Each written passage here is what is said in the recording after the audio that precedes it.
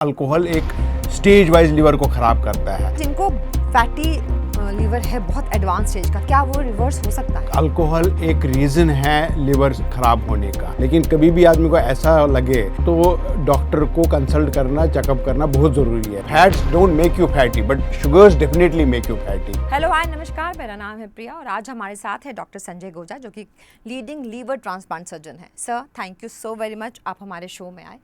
तो आज के शो पे हम बात करेंगे कि लीवर का और अल्कोहल का जो रिश्ता है वो कैसा है, और लीवर से जुड़े जितने भी मिथ्स हैं उसको बर्स्ट करेंगे और अपने लीवर को कैसे हेल्दी बना सकते हैं, इसके बारे में जितनी भी छोटी बड़ी बातें हैं सबके बारे में डिस्कशन करेंगे। ओके, तो सबसे पहले तो ये बताएं आप कि लीवर ऐसा कौन सा अर्ली साइन है जो हमें देता है और हमें समझ में नहीं आता है कि वो ट्रबल में है? सीधे ये जो है ये थोड़ा डिफ़िकल्ट है क्योंकि लिवर में हमारे रिज़र्व होता है। सो हमारे पास यूजुअली लिवर का जो फंक्शनिंग होता है वो मोर देन 70% एक्स्ट्रा होता है। नेचर ने हमें दिया क्योंकि तो इंजन है, तो इसको एक वो दिया है कि एक रिज़र्व दिया है। उससे क्या होता है, उसका एक एडवांटेज ये होता है कि किसी का लिवर खराब तो हमारे पास एक I mean it doesn't go bad immediately. लेकिन उसका एक दूसरा फ्लिप साइड ये है कि जब लिवर आदमी का ख़राब हो रहा होता है, जब तक बहुत एडवांस स्टेज तक ख़राब नहीं होता है तब तक पता नहीं लगता है। लेकिन फिर भी कुछ ऐसे साइंस हैं जो अर्लीस्ट साइन हैं जिनसे आदमी को अगर वो हो तो उनको इमीडिएटली डॉक्टर को कंसल्ट करना चाहिए।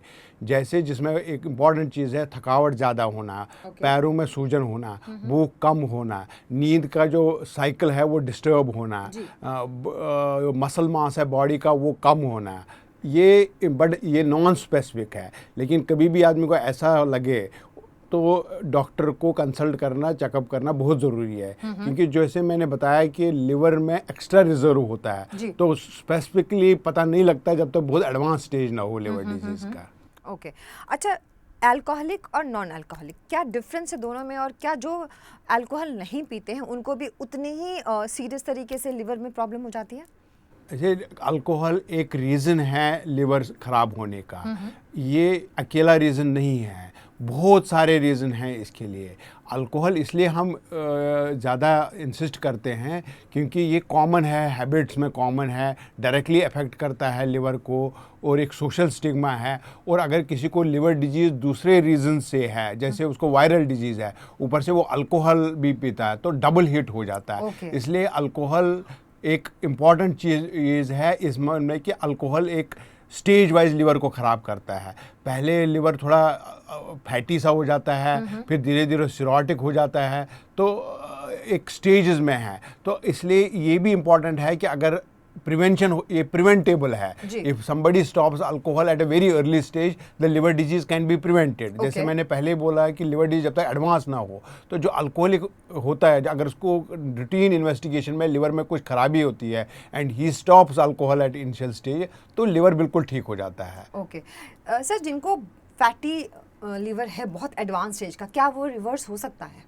फैटी लिवर बिल्कुल एडवांस स्टेज में हो रिवर्स होता है। फैटी स्टेज जो है ये 2-3 रीजन होते हैं इनके। एक तो सीडेंटरी लाइफस्टाइल है, alcohol itself can cause fatty liver disease. Then there is a non alcoholic fatty liver disease जो आजकल बहुत पैंडेमिक है, जिसमें ओबेसिटी है। तो ये जो फैटी लिवर्स के ग्रेड्स होते हैं, ग्रेड 1, 2 एंड 3, उसके बाद इनको एक आता है जिसको हेपेटाइटिस हो जाता है। जो एक तो लिवर में इनिशियल स्टेज में फैट डिपॉजिट होता है, उसके बाद वो फैट ना लिवर को डैमेज करता है, इन्फ्लेमेशन आ जाता है। जब तक वो स्टेज है तो बिल्कुल रिवर्स हो सकता है। जब उसके बाद फाइब्रोसिस होने का हो जाता है, जिसको सिरोसिस भी बोलते, early cirrhosis, then it is irreversible. तो काफ़ी स्टेजेस तक ये रिवर्सेबल होता है। ओके, अच्छा क्या ये सच है कि फैटी लीवर अगर इग्नोर कर दिया जाए तो सिरोसिस में तब्दील हो जाता है? हाँ बिल्कुल। अभी जैसे आपने पहले बोला अल्कोहल है, अभी सबसे वर्ल्ड में ये जो fatty liver he commonest cause of liver disease है अभी सिरोसिस होने का। तो fatty liver if we don't take care of it, ultimately there are good enough chances that it can go into the cirrhotic liver. Okay, क्या ये सच है कि liver does not complain until it's too late? बिल्कुल correct है। That मैंने आपको पहले ही बोला था, हमारे रिजर्व है, so it doesn't complain and it is always too late when actual symptoms of liver disease, जिसमें जॉन्डिस हो गया, पेट में पानी होना शुरू हो गया, या जिसको बोलते हैं एनकेफेलोपैथी, लॉस ऑफ कॉन्शियसनेस होना, वो बहुत advance stage of liver disease होती है। फैटी लीवर में जो चीज़ें नुकसान करती हैं, तो अल्कोहल की बात कर ली हमने, स्मोकिंग की बात कर ली, लेकिन इसके अलावा भी और बहुत सारे कॉजेज़ हैं। तो अगर मैं सबसे बड़े दुश्मन की बात करूं तो अल्कोहल, जंक फूड या फिर शुगर। ऐसे अगर आप देखेंगे, अल्कोहल नो डाउट इस ये है, लेकिन जो दुश्मन है, लेकिन अभी जो सबसे ज़्यादा इम्पॉर्टेंट चीज़ है वो high sugar intake, over sedentary habits, increased BMI in the मतलब फैटी होना, ओवरऑल ओबेसिटी होना, फिजिकल एक्सरसाइज नहीं करना है, और हाई शुगर जंक फूड लेना, ये सब इंटर रिलेटेड है। अगर आप देखोगे, somebody who is alcoholic is likely not to take nutritional food, he is likely going to take junk foods. ये सब इंटर रिलेटेड कॉम्प्लेक्स है। बट अभी जो वर्ल्ड वाइड पेंडेमिक है और खासकर यंगर पॉपुलेशन में है, वो mostly related to the junk foods, high sugar diet है। ये एक मिथ है कि फैट खाना से फैटी हो जाता है, शुगर खाने से फैटी होता है आदमी। I mean fats don't make you fatty, but sugars definitely make you fatty, because हमारी बॉडी 70% फैट से बनी हुई है, हमारा ब्रेन 90% फैट है, तो intrinsically fat will not cause damage, but sugars, खासकर रिफाइंड शुगर्स जो जंक फूड में होते हैं, दे आर नॉट नेचुरल, हाँ they are not natural foods, so the likelihood वो, क्योंकि वो लिवर में फैट में कन्वर्ट होते हैं, वो अच्छा फैट नहीं होता है, and that causes the damage. Okay, अगर मैं कहूँ एक पॉइजन, एक जहर जो हम रोजाना खाते हैं लीवर के लिए, सबसे बड़ा दुश्मन कौन होगा? I think junk foods, high sugar foods. I mean, if you keep alcohol aside, alcohol obviously is the number one. But हमें यंगर जनरेशन को भी एड्रेस करना है, जो यंगर बच्चे हैं उनको कौन सी चीज़ लिवर कर रहे हैं, उनमें जंक फूड्स और हाई शुगर फूड्स तो नंबर वन आएंगे, refined sugars that will be number one. आपके जहन में कोई ऐसा केस जो कि बहुत क्रिटिकल था और आपने बहुत सक्सेसफुली उसको रिवर्स किया हो?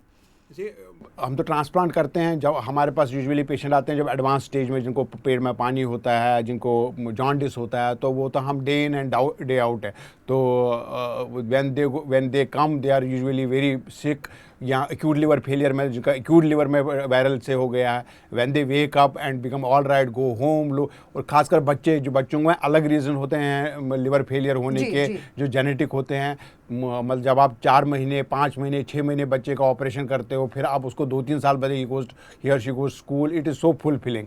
Same way if the patient is, I mean, of higher age and he is very sick, and after that when he comes, actually liver disease में usually the complexion also gets dark, they are weak, muscle mass, when you see them after 2-3 years everything is changed, it is fulfilling, I mean. Okay. कोई ऐसा case जो आपके जहन में आपको याद आता हो, जो आपकी सक्सेस स्टोरी बयां करे? See, there are many, you cannot say single, but मेरे जहन में जो सबसे ज़्यादा है, एक बच्चा 5 months का ओल्ड था, he was very sick on the ventilator and he didn't, urine भी नहीं आ रहा था, बहुत हाई रिस्क पे ऑपरेशन करना था, और बाद में दैट उन्होंने अभी दुबई से में गया है वो स्कूल, उन्होंने मुझे फ़ोटो भेजा है। I mean when you look at that it will, but there are many stories. I mean, तो 5 महीने का बच्चा अब कितना बड़ा हो गया है? और अब स्कूल गया है। आई मीन ये the parents now are in Middle East and they recently send me a photo going to school and it was, and अगर आप उसका जब 5 महीने का, तो you not even believe that is the same child. Okay, great. Sir, ये जो genetic problem है फैटी लीवर की, ये अगर हम रिवर्स करना चाहें, जैसे कि अगर मेरे पेरेंट्स को है और मैं चाहूँ कि मुझे ना हो, क्योंकि वो जेनेटिक है, वो कैरी तो करता है, तो किन बातों का ध्यान रखना चाहिए हमें? जी, अगर आप देखेंगे जेनेटिकली जो लोग जिनके पेरेंट्स फैटी हो बट उनको डायबिटीज़ नहीं है, कोई नहीं है, इसे हम लोग यूजुअली क्या मिस्टेक करते हैं कि we usually look at the body size. So body size actually does not corroborate totally with the fatty liver बच्चों, क्योंकि वो तो genes में है, is made. What is more important if the parents have history of diabetes, and क्योंकि आपका obesity के साथ डायबिटीज भी होता है, then the child if he gets diabetes और he is BMI, he has high potential. Otherwise usually it is not जो चौड़ाई होती है, हम चौड़ाई को भी ओबेसिटी मानते हैं, वैसा नहीं है। Fatty liver mostly associated with होता है ट्रंकल ओबेसिटी के साथ, जो आपका पेट बाहर निकलता है। तो बेसिक टेस्ट है, if you sit side profile में मिरर में, if you see your pet is producing out, that is which causes the fatty liver. तो ऐसा जरूरी नहीं है कि फादर obese है, the child will be having fatty liver, because it is not necessary unless there are predisposing factors to it like diabetes है। Okay तभी वो कैरी करेगा ज़्यादा अच्छी तरीके से। अच्छा, लीवर के साथ और कौन सी बीमारियां मुफ्त में आती हैं? लिवर आपको बताइए इंजन है, इट विल डैमेज मतलब any organ will be affected. The most common जो पहले अफेक्ट होता है वो किडनीज होती हैं। इनफैक्ट लिवर डिजीज में किडनी डैमेज सेकेंडरी होता है। देन देयर आर लंग्स जो होते हैं वो ख़राब हो जाते हैं। इम्यून सिस्टम काम है। आपको मैंने बोला कि लिवर डिजीज एडवांस स्टेज में सेंसोरियम लॉस हो जाता है, डिसोरिएंटेशन हो जाता है, तो ब्रेन में भी इफेक्ट, क्योंकि अमोनिया लेवल हाई हो जाती है, लंग्स अफेक्ट होते हैं। There is virtually every organ, muscle mass कम हो जाता है, बोन से कैल्शियम निकलना, तो every system is affected. We can not pin point कि ये सिस्टम खराब, but at the initial stages if person takes care और when he is in a condition wise transplant is needed, अगर उस time हो तो एवरी ऑर्गन का function reverse हो जाता है, it comes back to the normal. ये जो लिवर से अफेक्ट होते हैं दूसरे ऑर्गन, ये यूजुअली परमानेंट नहीं होते हैं unless you don't treat the liver disease. It's like अगर हमने कोई मेडिसिन खाई है, जैसे साइड इफेक्ट्स होते हैं जो कि थोड़े दिन बाद रिवर्स हो जाते हैं, it's like that only. Sir, लेकिन लिवर के साथ एक बहुत बड़ी प्रॉब्लम है। वैसे तो वो क्लास का सबसे अच्छा बच्चा है, जब तक वो बहुत परेशान ना हो जाए किसी को परेशान नहीं करता, लेकिन प्रॉब्लम ये है कि वो परेशान इतनी लेट से होता है, वो बताता ही इतनी लेट है कि पता ही नहीं चल पाता आधे लोगों को तक उसको लीवर की कोई प्रॉब्लम हो रही है। हाँ, ये तो यही इसका एक पैराडॉक्स है कि everybody wants to have healthy liver, but if we leave that part aside, if we adopt a healthy lifestyle, then it in itself takes care of the liver health.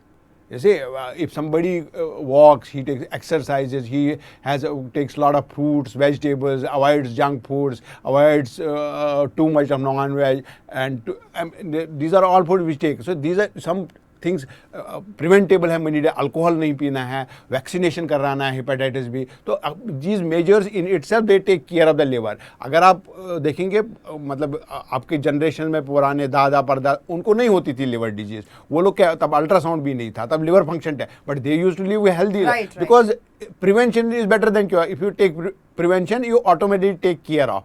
See, there is no fun in not taking preventive measures and then putting yourself under surveillance कि मेरे को liver disease तो नहीं हो रही, मेरे को liver disease है. We should take a preventive measures. But obviously ये बिल्कुल correct बात है. When the damage happens, nature has given it a reserve that is good for the human being, but it comes with a flip side. आपको पता नहीं लगता। हाँ, पता नहीं लगता। इसीलिए मुझे लगता है कि जब तक वो पूरा 90% तक डैमेज ना हो जाए, आधे लोग तो जाते ही नहीं है डॉक्टर के पास, और फिर आपकी मुसीबतें बढ़ जाती हैं, राइट? सर, एक आखिरी सवाल, चूंकि आप ट्रांसप्लांट करने के मास्टर हैं, तो लिवर ट्रांसप्लांट की ज़रूरत कब पड़ती है? लिवर ट्रांसप्लांट की ज़रूरत पड़ती है जब एक्चुअली आदमी को एक्चुअली पता लगता है मेरे को लिवर डिजीज़ है, जिसको हम बोलते हैं डिकम्पेंसेटेड लिवर डिजीज़।